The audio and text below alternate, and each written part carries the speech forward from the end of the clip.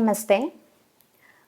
ಇವತ್ತಿನ ಸಮಾಜದಲ್ಲಿ ನಾವು ಈ ಬೊಜ್ಜು ಅಂತ ಏನು ಹೇಳ್ತೇವೆ ಅಥವಾ ದೇಹದ ತೂಕ ಹೆಚ್ಚುವಿಕೆ ಅಥವಾ ಸ್ಥೂಲಕಾಯದಿಂದ ಇರುವಂಥದ್ದು ಇದು ಸಾಮಾನ್ಯವಾಗಿಬಿಟ್ಟಿದೆ. ಸೊ ಇದಕ್ಕೆ ಕಾರಣಗಳು ಹಲವಾರು ಇರ್ಬೋದು. ಇಂಥದ್ದೇ ಒಂದು ಕಾರಣದಿಂದ ಇದಾಗತ್ತೆ ಅಂತ ಹೇಳಲಿಕ್ಕಾಗಲ್ಲ. ಮೇಯ್ನಾಗಿ ಇವತ್ತಿನ ನಮ್ಮ ದಿನಚರ್ಯಗಳು ಅಂದರೆ ಸರಿಯಾಗಿ ಆಹಾರಗಳು ಸರಿಯಾದ ಸಮಯದಲ್ಲಿ ತಗೊಳ್ಳದೇ ಇರುವಂತಹದ್ದು ಅಥವಾ ನಿದ್ರೆಯನ್ನು ಸರಿಯಾದ ಟೈಮಲ್ಲಿ ಮಾಡದೇ ಇರುವಂಥದ್ದು, ಇದೆಲ್ಲ ಕಾರಣಗಳಿಂದಾಗಿ ತೂಕ ಹೆಚ್ಚುವಿಕೆ ಜಾಸ್ತಿ ಆಗ್ತಾ ಇದೆ.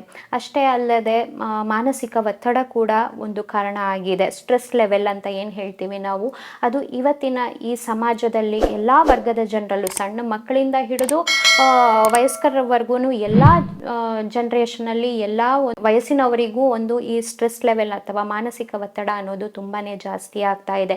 ಸಣ್ಣ ಮಕ್ಕಳನ್ನು ನೀವು ಕೇಳಿದ್ರು ಕೂಡ ನಮಗಿಷ್ಟು ಹೋಮ್ವರ್ಕ್ ಇದೆ, ಇಂಥದ್ದು ಮಾಡಬೇಕು, swimming class, music class, karate class, ಇಡೀ ದಿನ ಅವರಿಗೆ ಒಂದು ಟೈಮ್ ಟೇಬಲ್ ಹಾಕಿ ಕೊಟ್ಟಿರ್ತಾರೆ. ಸೊ ಇಂತಿಂಥ ಟೈಮಲ್ಲಿ ಇಂತಿಂಥದ್ದು ಹಿಂಗೆ ಮಾಡಲೇಬೇಕು ಅಂತ. ಸೊ ಅದು ಅವರ ಒಂದು ಮಾನಸಿಕ ಒತ್ತಡವನ್ನು ಜಾಸ್ತಿ ಮಾಡುತ್ತೆ. ಹೀಗೆ ಹಲವಾರು ಕಾರಣಗಳಿರ್ಬೋದು. ಆಯಾಯ ವಯಸ್ಸಿನಲ್ಲಿ ಅವರವರ ತಕ್ಕ ಕೆಲಸಕ್ಕೆ ತಕ್ಕ ಹಾಗೆ ಅಥವಾ ಅವರ ಎನ್ವಿರಾನ್ಮೆಂಟ್ ಅಂತ ಏನು ಹೇಳ್ತೀವಿ ನಾವು, ಅದಕ್ಕೆ ತಕ್ಕ ಹಾಗೆ ಅನೇಕ ರೀತಿಯಾದಂತಹ ಕಾರಣಗಳಿಂದ ಈ ಒಂದು ತೂಕ ಹೆಚ್ಚಾಗೋದನ್ನು ನಾವು ನೋಡಬಹುದು. ನಾನು ಇವತ್ತಿನ ಸಂಚಿಕೆಯಲ್ಲಿ ರಜೋ ನಿವೃತ್ತಿಯ ನಂತರ ಅಂದರೆ ಮಹಿಳೆಯರಲ್ಲಿ ಮುಟ್ಟು ನಿಲ್ಲುವಿಕೆಯ ನಂತರ ಒಂದು ತೂಕ ಹೆಚ್ಚಾಗೋದು ಸರ್ವೇ ಸಾಮಾನ್ಯ. ಇದಕ್ಕೆ ಯಾವ್ಯಾವ ಕಾರಣಗಳು ಮತ್ತು ಯಾವ ರೀತಿಯಾದಂತಹ ಒಂದು ಪರಿಹಾರಗಳನ್ನು ಮಾಡಿಕೊಳ್ಬಹುದು ಅನ್ನೋದ್ರ ಬಗ್ಗೆ ನಿಮಗೆ ಹೇಳಲಿಕ್ಕೆ ಇಷ್ಟಪಡ್ತೀನಿ. ರಜೋ ನಿವೃತ್ತಿ ಅಥವಾ ಮೆನೋಪಾಸ್ ಅಂತ ಏನು ಹೇಳ್ತೀವಿ, ಇದು ಒಂದು ಸಹಜ ಪ್ರಕ್ರಿಯೆ, ಒಂದು ಮಹಿಳೆಯರಲ್ಲಿ ಆಗುವಂತಹ ಸಹಜ ಪ್ರಕ್ರಿಯೆ. ಒಂದು ಮುಟ್ಟು ಶುರುವಾಗೋದ್ರಿಂದ ಹಿಡಿದು ಒಂದು ಎಂಡ್ ಇರಲೇಬೇಕು. ಅದಕ್ಕೆ ಒಂದು ಯೂಶ್ವಲ್ ಆಗಿ 45ರಿಂದ 55 ವರ್ಷ ಪ್ರಾಯದಲ್ಲಿ ಈ ಒಂದು ಮುಟ್ಟು ನಿಂತ್ಕೊಳ್ಳುತ್ತೆ. ಈ ಸಮಯದಲ್ಲಿ ಅತಿಯಾದಂತಹ ಒಂದು ಬೊಜ್ಜು ಅಥವಾ ದೇಹದ ತೂಕ ಹೆಚ್ಚಾಗೋದನ್ನು ನಾವು ಸರ್ವೇ ಸಾಮಾನ್ಯವಾಗಿ ನೋಡ್ತಾ ಇರ್ತೇವೆ. ಸೊ 45ರಿಂದ 55 ವರ್ಷದ ಒಳಗಿನ ಮಹಿಳೆಯರಲ್ಲಿ ಇದು ಒಂದು ಸಾಮಾನ್ಯವಾದಂತಹ ಒಂದು ಪ್ರಕ್ರಿಯೆ ಆಗಿದೆ ಮತ್ತು ಒಂದು ಕಂಪ್ಲೇಂಟ್ ಅಂತಾನೆ ಹೇಳ್ಬೋದು. ನಾವು ಒಂದು 10 ಪೇಷಂಟ್ OPDಯಲ್ಲಿ ನೋಡಿದರೆ ಮೆನೋಪಾಸಲ್ಲಿ ತೂಕ ಹೆಚ್ಚಾಗುವಿಕೆಯದು ಕೂಡ ಒಂದು ಕಾರಣವಾಗಿ ಸುಮಾರಷ್ಟು ಪೇಷಂಟ್ಸು ನಮ್ಮ ಹತ್ರ ಬರ್ತಾರೆ. ಸೊ ಯಾಕೆ ಡಾಕ್ಟ್ರೇ, ನನಗೆ ವೆಯ್ಟ್ ಸಡನ್ನಾಗಿ ಜಾಸ್ತಿ ಆಗ್ತಾ ಇದೆ, ಲಾಸ್ಟ್ ಇಯರ್ ನಂದು ಮೆನೋಪಾಸ್ ಆಯಿತು ಅಥವಾ ಒಂದು 6 ತಿಂಗಳು ಮುಂಚೆ ನಂದು ಮೆನೋಪಾಸ್ ಆಯಿತು, ಇವಾಗ ಸಡನ್ನಾಗಿ ವೆಯ್ಟ್ ಜಾಸ್ತಿ ಆಗಿದೆ ಅನ್ನುವಂಥ ಒಂದು ಕಂಪ್ಲೇಂಟನ್ನು ನಾವು ನಮ್ಮ ದಿನನಿತ್ಯದ ಒಂದು ವೃತ್ತಿಯಲ್ಲಿ ಕಾಣ್ತಾ ಇದ್ದೇವೆ. ಸೊ ಇದಕ್ಕೆ ಮೇಯ್ನ್ ಆಗಿ ಕಾರಣ ಏನು ಅಂತಂದರೆ ಈಸ್ಟ್ರೋಜನ್ ಅನ್ನುವಂಥ ಒಂದು ಹಾರ್ಮೋನು. ಈ ಈಸ್ಟ್ರೋಜನ್ ಹಾರ್ಮೋನು ಮುಟ್ಟು ನಿಲ್ಲುವಿಕೆಯ ನಂತರ ಕಮ್ಮಿ ಆಗುತ್ತೆ. ಇದರಿಂದಾಗಿ ಬಾಡಿ ಮಾಸ್ ಕೂಡ ಕಮ್ಮಿ ಆಗುತ್ತೆ ಮತ್ತು ವ್ಯಾಯಾಮ ಶಕ್ತಿ ಕೂಡ ಕಮ್ಮಿ ಆಗುತ್ತೆ. ಇದರಿಂದ ಕ್ಯಾಲೋರೀಸ್ ಬರ್ನ್ ಬೇಗ ಆಗುತ್ತೆ ಮತ್ತು ಅದು ಫ್ಯಾಟ್ ಆಗಿ ಕನ್ವರ್ಟ್ ಆಗುತ್ತೆ. ಯೂಶ್ವಲ್ ಆಗಿ ಸೊಂಟದ ಸುತ್ತ ಇರುವಂತಹ ಒಂದು ಫ್ಯಾಟ್ ಅಕ್ಯುಮುಲೇಷನ್ ಜಾಸ್ತಿ ಆಗಿ ಬೊಜ್ಜು ಅಂತ ಏನು ಹೇಳ್ತೀವಿ ನಾವು, ಅದು ಸೊಂಟದ ಸುತ್ತ ನಾವು ಸಾಮಾನ್ಯವಾಗಿ ಈ ವಯಸ್ಸಿನ ಮಹಿಳೆಯರಲ್ಲಿ ನಾವು ನೋಡಬಹುದು. ಇದು ಈಸ್ಟ್ರೋಜನ್ ಕಮ್ಮಿ ಆಗುವ ಕಾರಣ ಮತ್ತು ಬೇರೆ ಹಾರ್ಮೋನ್ಗಳ ವೈಪರೀತ್ಯದಿಂದ ಹಾರ್ಮೋನಲ್ ಇಂಬ್ಯಾಲೆನ್ಸ್ ಅಂತ ಏನು ಹೇಳ್ತೀವಿ, ಅದು ಆಗೋದು ಒಂದು ಸಹಜವಾದಂತಹ ಪ್ರಕ್ರಿಯೆಯಾಗಿದೆ. ಮತ್ತು ಈ ಸಮಯದಲ್ಲಿ ಉಪ್ಪು ಮತ್ತು ಸಿಹಿ ಅಂಶವನ್ನು ಅತಿಯಾಗಿ ತೆಗೆದುಕೊಳ್ಳೋದ್ರಿಂದ ಕೂಡ ದೇಹದಲ್ಲಿನ ತೂಕ ಹೆಚ್ಚುವಿಕೆ ಆಗೋದನ್ನು ನೋಡಬಹುದು. ಉಪ್ಪಿನ ಅಂಶ ಜಾಸ್ತಿ ಇರುವಂತಹ ಪದಾರ್ಥಗಳು ತಗೊಳ್ಳೋದ್ರಿಂದ ಏನಾಗುತ್ತೆ, ವಾಟರ್ ರಿಟೆನ್ಷನ್ ಆಗುತ್ತೆ ಬಾಡಿಯಲ್ಲಿ.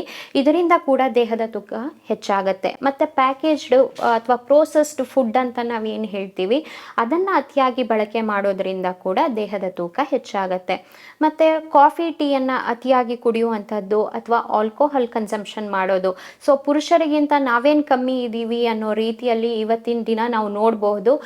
ಎಲ್ಲ ವಯಸ್ಸಿನ ಮಹಿಳೆಯರು ಕೂಡ ಈ ಆಲ್ಕೋಹಾಲಿಗೆ ಒಂದು ಅಡಿಕ್ಷನ್ ಆಗಿರುವಂಥದ್ದನ್ನು ನೋಡ್ಬೋದು. ಸುಮಾರಷ್ಟು ಮಹಿಳೆಯರಲ್ಲಿ ಇದು ಒಂದು ಹ್ಯಾಬಿಟ್ ಆಗಿ ಪರಿವರ್ತನೆಯಾಗಿದೆ. ಇದು ಕೂಡ ಒಂದು ತೂಕ ಹೆಚ್ಚುವಿಕೆಗೆ ಒಂದು ಕಾರಣವಾಗಿದೆ. ಅಷ್ಟೇ ಅಲ್ಲದೆ ಈ ರಜೋ ನಿವೃತ್ತಿಯ ನಂತರ ಈ ಒಂದು ಈಸ್ಟ್ರೋಜನ್ನು ಮತ್ತು ಕ್ಯಾಲ್ಶಿಯಂ ಅಂಶ ಕಮ್ಮಿ ಆಗುವ ಕಾರಣ ಈ ಮಂಡಿ ನೋವು, ಬೆನ್ನು ನೋವು ಇಂಥದ್ದನ್ನೆಲ್ಲ ನಾವು ನೋಡ್ತೀವಿ. ಇದರಿಂದಾಗಿ ಅವರ ವ್ಯಾಯಾಮ ಶಕ್ತಿ ಕೂಡ ಕಮ್ಮಿ ಆಗುತ್ತೆ. ಒಂದು ವಾಕಿಂಗ್ ಮಾಡೋದು ಕೂಡ ತುಂಬ ಮಹಿಳೆಯರಿಗೆ ಕಷ್ಟ ಆಗುತ್ತೆ. ಸೊ ಮಂಡಿ ನೋವು ಅಂತ ಅಂದ್ಕೊಂಡು ವಾಕಿಂಗ್ ಕೂಡ ಮಾಡೋದ್ರಿಲ್ಲ. ಇದರಿಂದ ಏನಾಗುತ್ತೆ, ದೇಹದ ತೂಕ ಹೆಚ್ಚಾಗ್ತಾ ಹೋಗುತ್ತೆ. ಸೊ ಅದೇ ಒಂದು ಕಾರಣ ಇಟ್ಕೊಂಡು ಅವರು ಮಂಡಿ ನೋವು ಅಂತ ಅಥವಾ ಬೆನ್ನು ನೋವಿನ ಕಾರಣ ಇಟ್ಕೊಂಡು ವ್ಯಾಯಾಮ ಮಾಡೋದಾಗಲಿ ಅಥವಾ ವಾಕಿಂಗ್ ಮಾಡೋದಾಗಲಿ ಯಾವುದನ್ನೂ ಮಾಡದೇ ಇರೋ ಕಾರಣ ದೇಹದ ತೂಕ ಹೆಚ್ಚಾಗುತ್ತೆ. ಮತ್ತು ಸರಿಯಾಗಿ ನಿದ್ರೆ ಮಾಡದೇ ಇರುವಂಥದ್ದು, ಈ ಒಂದು ವಯಸ್ಸಿನ ಮಹಿಳೆಯರಲ್ಲಿ ನಿದ್ರಾಹೀನತೆ ಕೂಡ ಒಂದು ಕಾಮನ್ ಆಗಿ ನಾವು ನೋಡ್ತೇವೆ. ಸರಿಯಾಗಿ ನಿದ್ರೆ ಮಾಡದೇ ಇದ್ದರೆ ಕೂಡ ಏನಾಗುತ್ತೆ ಅಂದರೆ ಕಾರ್ಟಿಸೋಲ್ ಅನ್ನುವಂಥ ಒಂದು ಹಾರ್ಮೋನ್ ಹೆಚ್ಚಾಗುತ್ತೆ. ಇದರಿಂದ ಶುಗರ್ ಲೆವೆಲ್ ಕಮ್ಮಿ ಆಗುತ್ತೆ ಮತ್ತು ಉಪ್ಪಿನಂಶ ಇರುವಂತಹ ಮತ್ತು ಫ್ಯಾಟ್, ಕೊಬ್ಬಿನಂಶ ಇರುವಂತಹ ಆಹಾರವನ್ನು ಹೆಚ್ಚು ತಿನ್ನಬೇಕು ಅನ್ನುವಂಥ ಒಂದು ಬಯಕೆ ಆಗುತ್ತೆ. ಇದರಿಂದ ಕೊಬ್ಬಿನಂಶ ಹೆಚ್ಚಿರುವಂತಹ ಆಹಾರವನ್ನು ತಗೊಳ್ಳೋದ್ರಿಂದ ಕೂಡ ದೇಹದಲ್ಲಿನ ತೂಕ ಜಾಸ್ತಿ ಆಗುತ್ತೆ. ಆದಷ್ಟು ಮಟ್ಟಿಗೆ ಹೈ ಕ್ಯಾಲೋರೀಸ್ ಇರುವಂತಹ ಫುಡ್ಡನ್ನು ಕಮ್ಮಿ ಮಾಡ್ಕೊಳ್ಳೋದು ಅಥವಾ ಕಮ್ಮಿಯಾಗಿ ತಗೊಳ್ಳೋದು ತುಂಬ ಒಳ್ಳೆಯದು. ಮತ್ತು ಈ ರಜೋ ನಿವೃತ್ತಿಯಿಂದಾಗಿ ಅಥವಾ ದೇಹದ ತೂಕ ಹೆಚ್ಚುವಿಕೆಯಿಂದಾಗಿ ನಾವು ಮಹಿಳೆಯರಲ್ಲಿ ಉಸಿರಾಟದ ತೊಂದರೆಯನ್ನು ನೋಡಬಹುದು, ಅಥವಾ ಆಸ್ಟಿಯೋಆರ್ಥರೈಟಿಸ್ ಅಂತ ಏನು ಹೇಳ್ತೀವಿ, ಮಂಡಿ ನೋವು ಇರಬಹುದು, ಅಥವಾ ಕ್ಯಾನ್ಸರ್ನಂತಹ ಸಮಸ್ಯೆಗಳು ಆಗಬಹುದು, ಡಯಾಬಿಟಿಸು, ಹೈಪರ್ ಟೆನ್ಷನ್ನು. ಸೊ ಈ ರೀತಿಯಾದ ಅನೇಕ ವ್ಯಾಧಿಗಳನ್ನು ಕೂಡ ನಾವು ಕಾಣಬಹುದಾಗಿದೆ. ಸೊ ಅದಕ್ಕೆ ಏನು ಮಾಡಬೇಕು ಅಂತಂದರೆ, ಶುಗರ್ ಅಥವಾ ಸಿಹಿ ಆದಂತಹ ಪದಾರ್ಥಗಳನ್ನು, ಶುಗರ್ ಕಂಟೆಂಟ್ ಹೆಚ್ಚಿರುವಂತಹ ಆಹಾರವನ್ನು ಆದಷ್ಟು ಕಮ್ಮಿಯಾಗಿ ಬಳಸೋದು, ಉಪ್ಪಿನಂಶ ಜಾಸ್ತಿ ಇರುವಂತಹ ಆಹಾರವನ್ನು ಕಮ್ಮಿಯಾಗಿ ಬಳಸೋದು, ಜಂಕ್ ಫುಡ್ ಅಂತ ಏನು ಹೇಳ್ತೀವಿ, ಐಸ್ ಕ್ರೀಮು, ಚಾಕ್ಲೇಟು, ಹೊರಗಡೆದು ಚಿಪ್ಸು, ಅಂತಹ ಪದಾರ್ಥಗಳನ್ನು ಆದಷ್ಟು ಮಟ್ಟಿಗೆ ಕಮ್ಮಿ ತಗೊಳ್ಳೋದು. ಕೊಬ್ಬಿನಂಶ ಇರುವಂತಹ ಪದಾರ್ಥಗಳನ್ನು ತಗೊಳ್ಬಹುದು. ಹಾಲು ತುಪ್ಪದ ಬಳಕೆಯನ್ನು ಸರಿಯಾದ ರೀತಿಯಲ್ಲಿ, ಸರಿಯಾದ ಪ್ರಮಾಣದಲ್ಲಿ ಉಪಯೋಗಿಸೋದ್ರಿಂದ ಕೂಡ ನಾವು ಈ ರಜೋ ನಿವೃತ್ತಿಯ ನಂತರ ಆಗುವಂತಹ ತೂಕವನ್ನು ಕಮ್ಮಿ ಮಾಡ್ಕೊಳ್ಬಹುದು. ಹೈ ಕ್ಯಾಲೋರೀಸ್ ಫುಡ್ಡನ್ನು ಸ್ವಲ್ಪ ಮಟ್ಟಿಗೆ ತಗೊಂಡ್ರೆ ಜೀರ್ಣ ಆಗೋದಕ್ಕೆ ಅದು ಹೆಚ್ಚು ಟೈಮನ್ನು ತಗೊಳುತ್ತೆ, ಹಸಿವನ್ನು ಕಮ್ಮಿ ಮಾಡುತ್ತೆ. ಇದರಿಂದ ಕೂಡ ಬೊಜ್ಜನ್ನು ಕಮ್ಮಿ ಮಾಡ್ಕೊಳ್ಬಹುದಾಗಿದೆ.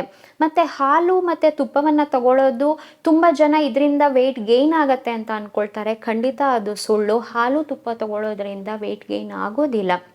ಒಳ್ಳೆಯ ಕೊಬ್ಬಿನಾಂಶ ಇರುವಂತಹ ಡೈರಿ ಪ್ರಾಡಕ್ಟ್ಸನ್ನು ಸ್ವಲ್ಪ ಪ್ರಮಾಣದಲ್ಲಿ ತಗೊಳ್ಳೋದು ದೇಹಕ್ಕೆ ಒಳ್ಳೆಯದು ಅಂತಲೇ ಹೇಳ್ಬೋದು.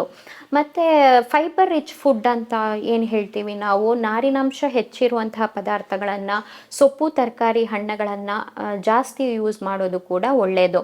ಹಾಲಲ್ಲಿ ಕ್ಯಾಲ್ಶಿಯಮು ಮತ್ತು ವಿಟಮಿನ್ ಡಿ ಹೇರಳವಾಗಿ ಇರೋದರಿಂದ ಮತ್ತು ಈ ಮೆನೋಪಾಸ್ ಟೈಮಲ್ಲಿ ಇದು ಬಹಳ ಅಗತ್ಯತೆಯನ್ನು ಹೊಂದಿರೋ ಕಾರಣ ದಿನಕ್ಕೆ 1-2 ಗ್ಲಾಸ್ ಹಾಲನ್ನು ಕುಡಿಯೋದು ತುಂಬ ಸೂಕ್ತ.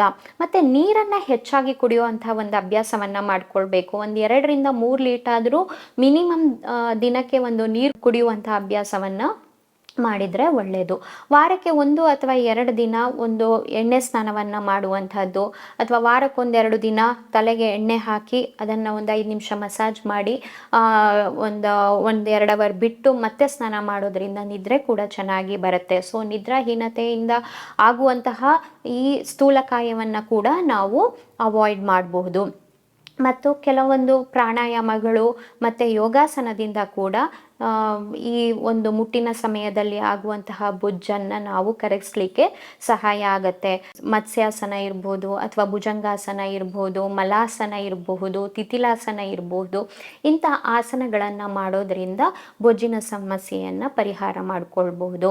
ಮತ್ತು ಆಯುರ್ವೇದದಲ್ಲಿ ಹೇಳಿರುವ ಕೆಲವೊಂದು ಔಷಧಿಗಳನ್ನು ನಮ್ಮ ಆಹಾರ ಬಳಕೆಯಲ್ಲಿ ದಿನನಿತ್ಯದಲ್ಲಿ ಉಪಯೋಗಿಸೋದ್ರಿಂದ, ಎಕ್ಸಾಂಪಲ್ ಅಶ್ವಗಂಧ ಇರ್ಬೋದು, ಅಥವಾ ಗೋಕ್ಷೂರ, ಆಮಲಕಿ, ಶತಾವರಿ, ಇಂತಹ ಒಂದು ದ್ರವ್ಯಗಳನ್ನು ಉಪಯೋಗಿಸೋದ್ರಿಂದ ಕೂಡ ನಾವು ಈ ಮೆನೋಪಾಸ್ ಟೈಮಲ್ಲಿ ಆಗುವಂತಹ ತೊಂದರೆಗಳಿಂದ ಮತ್ತು ಅದರ ಅಡ್ಡ ಪರಿಣಾಮಗಳನ್ನು ನಾವು ಖಂಡಿತವಾಗಿಯೂ ನಿವಾರಿಸಬಹುದು. ಮತ್ತು ಪಾದಾಭ್ಯಂಗ ಮಾಡ್ಕೊಳ್ಳೋದು ಕೂಡ ತುಂಬಾ ಒಳ್ಳೆಯದು. ರಾತ್ರಿ ಮಲ್ಕೊಳ್ಳೋದಕ್ಕಿಂತ ಮುಂಚೆ ಒಂದು 2 ನಿಮಿಷ ಕಾಲಿಗೆ ಎಣ್ಣೆಯನ್ನು ಹಚ್ಚಿ ಮಸಾಜ್ ಮಾಡೋದ್ರಿಂದ ಕೂಡ ನಿದ್ರೆ ಚೆನ್ನಾಗಿ ಬರುತ್ತೆ. ಇದರಿಂದ ಕೂಡ ಒಂದು ನಿದ್ರಾಹೀನತೆಯನ್ನು ತಪ್ಪಿಸ್ಬೋದು. ಮತ್ತು ಇದರಿಂದ ಆಗುವಂತಹ ಒಂದು ತೂಕದ ಸಮಸ್ಯೆಯನ್ನು ಕೂಡ ನಾವು ಪರಿಹಾರ ಮಾಡಿಕೊಳ್ಬೋದು. ಈ ಎಲ್ಲದನ್ನು ಮಾಡಿದರೆ ಖಂಡಿತವಾಗ್ಲೂ ಈ ರಜೋ ನಿವೃತ್ತಿಯ ಟೈಮಲ್ಲಿ, ಅಂದರೆ ಮುಟ್ಟು ನಿಂತ್ಕೊಳ್ಳುವಂತಹ ಟೈಮಲ್ಲಿ ಬರುವಂತಹ ಈ ಬೊಜ್ಜಿನ ಸಮಸ್ಯೆಯನ್ನು ಖಂಡಿತವಾಗಿಯೂ ನಾವು ಪರಿಹಾರ ಮಾಡಿಕೊಳ್ಬೋದು. ಇಷ್ಟು ಹೇಳ್ತಾ ಮುಂದಿನ ಸಂಚಿಕೆಯಲ್ಲಿ ಇನ್ನೊಂದು ವಿಷಯದ ಬಗ್ಗೆ, ತೂಕವನ್ನು ಹೇಗೆ ಕಮ್ಮಿ ಮಾಡ್ಕೊಳ್ಬೋದು, ಯಾವ ವ್ಯಾಧಿಯಿಂದ ತೂಕ ಜಾಸ್ತಿ ಆಗತ್ತೆ ಮತ್ತು ಅದಕ್ಕೆ ಏನು ಪರಿಹಾರಗಳನ್ನು ಮಾಡ್ಕೊಳ್ಬೋದು ಅಂತ ತಿಳಿಸ್ಕೊಡ್ತೇನೆ. ನಮಸ್ತೆ.